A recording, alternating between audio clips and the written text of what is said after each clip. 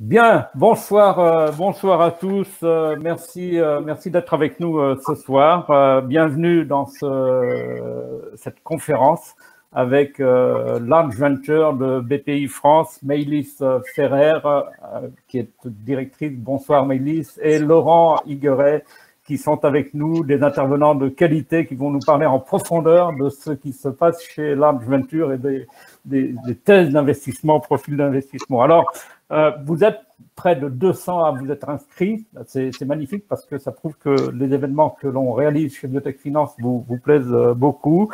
Et on va échanger pendant les 40 minutes à venir.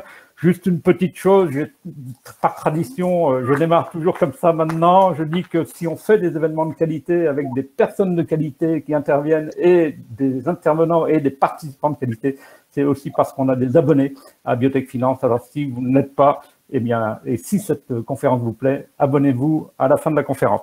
Voilà. Alors, juste une petite chose. Donc, on est sur BPI Large Venture ce soir et c'est un fonds qui est tout à fait atypique qu'on va introduire et que Maëlys va nous introduire une petite histoire, une petite page d'histoire quand même sur ce fonds Large Venture. Maëlys, c'est à vous. Merci beaucoup, Jacques Bernard, de nous donner cette opportunité et bonsoir à tous. En deux mots d'historique, en fait, Large Venture date pratiquement de la création de BPI France. On l'a lancé fin 2013 avec l'idée d'avoir chez BPI France un outil de financement en fonds propres qui puisse accompagner les sociétés, non pas au tout début de leur vie de start-up, mais plutôt sur les étapes de maturité. Et alors, c'est horrible, je vais utiliser plein de mots anglo-saxons, mais au moment où elles décident de scaler et d'aller chercher beaucoup plus de fonds pour se développer, s'internationaliser.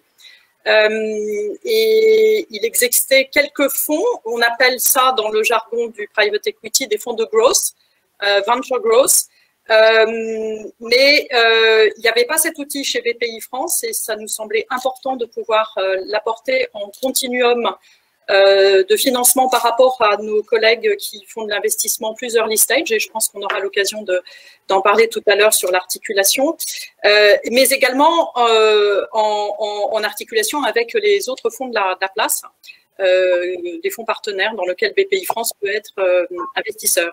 Alors, on a deux particularités principales. Le premier, c'est qu'on est un fonds généraliste, ce qui est une hérésie en fait dans le capital risque, où plus vous êtes spécialisé, plus vous êtes censé être très pertinent sur votre domaine et plus vous attirez à vous le meilleur deal flow possible. Ce qu'on a voulu faire en étant généraliste, c'est plutôt d'être multispécialiste. Et d'ailleurs, Laurent, qui est directeur et qui s'occupe, qui est mon adjoint sur tous les sujets de la santé, est là ce soir pour le démontrer. Donc, il y a une petite équipe au sein de Large Venture qui est dédiée au sujet de life science, parce que c'est un secteur très spécifique. Mais on fait d'autres choses dans Large Venture. Alors, je peux dire quelques chiffres.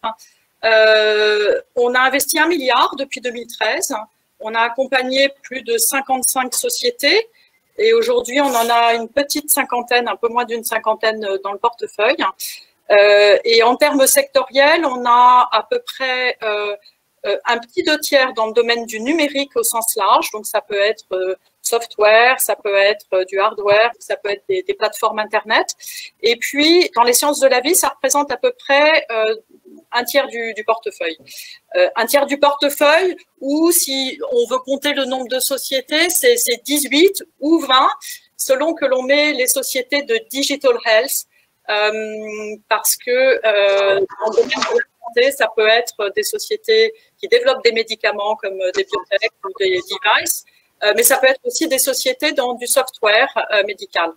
Voilà, donc on est par exemple investisseur chez Doctolib ou chez Voluntis, ou encore chez Withings, qui sont à la frontière entre développement d'un médicament, d'un device ou d'une proposition de service dans le domaine de la santé. L'autre particularité, c'est que Donc, on n'investit que dans des sociétés une fois qu'elles ont déjà une certaine maturité. On aura l'occasion de revenir tout à l'heure, un petit peu plus tard, sur le profil type de nos participations. Et on est capable de les accompagner dans leur parcours vers la bourse. Alors, ça fait écho à mon passé. Avant d'être investisseuse, je suis une jeune investisseuse, mais j'ai été longtemps sur les marchés de capitaux et j'accompagnais les dirigeants d'entreprises dans leurs projets d'introduction en bourse, notamment, ou d'opérations financières. Et donc, j'étais très sensibilisée au sujet, et notamment pour les sociétés du monde de la santé, que le stade de l'appel public à l'épargne était une étape importante dans leur développement et dans leur accès aux capitaux. Et non seulement on a pu accompagner un certain nombre de sociétés sur cette expérience-là, mais aussi bien sur le marché de Euronext que sur le Nasdaq, puisqu'on a dans notre portefeuille quelques sociétés qui sont cotées sur les deux marchés. Et donc, c'est une expertise qu'on peut apporter à nos sociétés.